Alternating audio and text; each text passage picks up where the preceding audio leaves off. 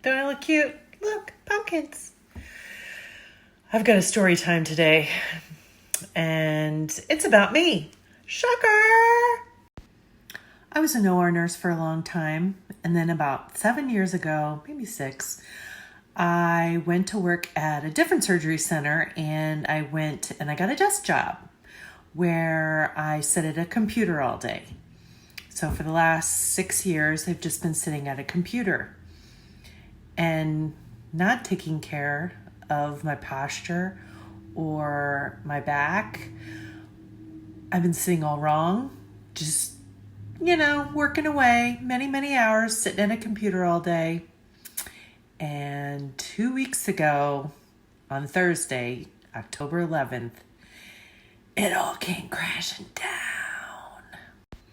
And since I know there's probably lots more other people that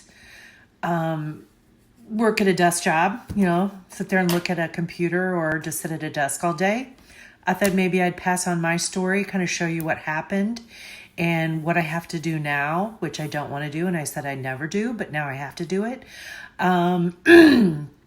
Just kind of want to tell you that story. So on Thursday, October 11th, I went to work. I felt fine, maybe a little achy. That was it. Sitting at my desk, and all of a sudden, slowly, my arm started to hurt. My right arm. That's the arm that, I'm right-handed, so it's the arm I use for everything. And it started to hurt really bad. And really bad, like a bad cramp in my shoulder blade, all the way down my shoulder, my deltoid, to the lateral part of my elbow, up my forearm, and down into my hand. I couldn't relieve this pain. I took ibuprofen, nothing worked. The only thing that did work, weirdly, is me putting my hand behind my head. And being an orthopedic nurse for so long, I kind of knew what that meant. It meant something was going on in my neck. They call it radiculopathy. It's just like pain, radiating pain down your arm from your spinal cord or your nerves that run out of your spinal cord. So I was like, oh crap. So I messaged my doctor, and just, through the messaging app, he messaged me back, and he's like, maybe you slept wrong, and I messaged him back and said, no, didn't sleep wrong. And it's not that. I didn't wake up with it. I kind of know what it is, and I gave him my symptoms. So he said, let's try Medrol-Dose-Pak. And he said steroids, like ibuprofen on 100, it's really strong, anti-inflammatory. So did that. He said, call me on Monday. I messaged him on Sunday, hadn't got better. In fact, it got worse. Then I couldn't lay down in my bed. The pressure, I think, was worse. So couldn't lay down in my bed. I was getting numbness now, tingling, fire. It felt like fire going down my arm. It was painful. Nothing could relieve it. I was icing it. It just kept getting worse, every day worse. And mind you, my neck never hurt this whole time. My neck didn't hurt before this happened. My neck doesn't hurt right now. My neck feels fine. I don't know why. So then he messages me and he says, let's get an MRI. I said, I think that's a great idea because I'm in so much pain. I got either that or an ER. So he tries to get me an MRI. The insurance company that we used to have a great insurance company. Now we have a crappy insurance company. I do not take insurance through work. I take it through my husband's work. But they declined, said I needed an office visit. Fine. I go into the office on Monday, see the PA because the doctor's no longer there. She says, yep, you got something going on. And she calls the insurance company.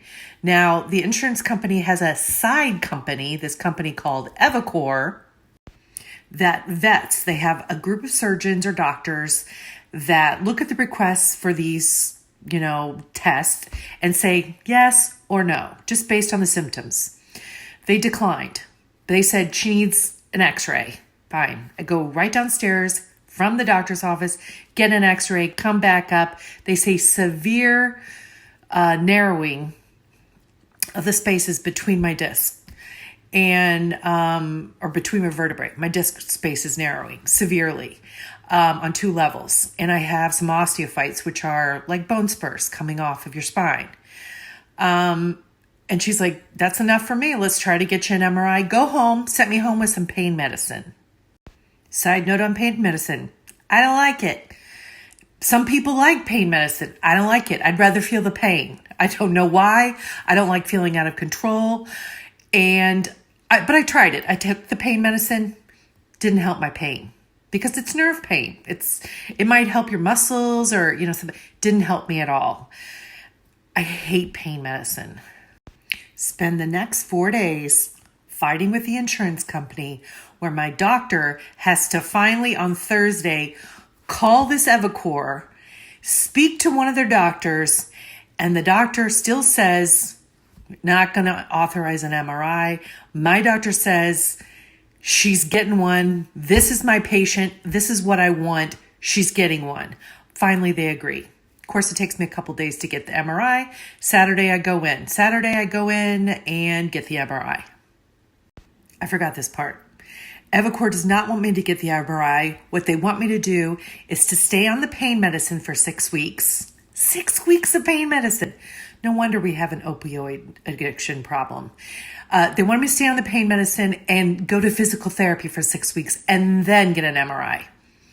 At this point, my pain is so intense. I'm not sleeping. I'm not sleeping at all. It was crazy. It's still crazy. It's a long story, isn't it? Sorry. Not sorry. So I get the MRI. Well, I go to get it. I take medicine before I go, just so that I can stay as still as possible so they get the best MRI they've ever gotten in their lives. I'm like, I can do anything for 30 minutes. So I get there, I get the MRI. After I'm done, the guy comes in the room, the tech. He gets me up and he says, you sat completely still. I don't know how you did it. He goes, I want you to see something. I'm like, what, So he takes me back into the room where I guess they watch. I don't know where the tech said. There's another guy in there. And they say, we want to show you what's going on in your neck because you really do have something going on. And so they show me. And then I say, I want that disc. So give me the disc. I take it home. I will look at it. Now I'm going to show you. Okay, so first of all, this is my vertebrae. Do you see how straight it is? This is called loss of lordosis because your cervical spine should not be that straight. I have completely lost the normal kind of C curve of my neck because I've been sitting poorly. This is my spinal cord. The white part is more fluid. This is probably, this is the spinal fluid. This is C2, 3, 4, 5, 6, and 7. And then that starts the thoracic part of your spinal cord or spinal column. This is my spinal cord. And this, between them, of course, there's the discs that go between your vertebrae. Some are lighter colored. That's fluid in them, which is good. That's why you want it. So 2, 3, 4, 5. Between 5 and 6, I have a ruptured disc here. 6 and 7, ruptured disc there, badly ruptured, pinching my spinal cord terribly, obviously, reason I'm having pain. See all these bumps? These are osteophytes. These are bad. And I have osteophytes in the back too. Just digging into my spinal cord. I kind of want to show you what like a healthy disc space looks like. This is between my 3, 4. So this is a different view of it, cross section.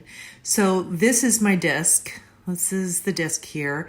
This browner spot, that's my spinal cord. Lighter area, spinal fluid. These are the nerves coming out of the cord going on to wherever those happy little nerves are going. This is a happy level.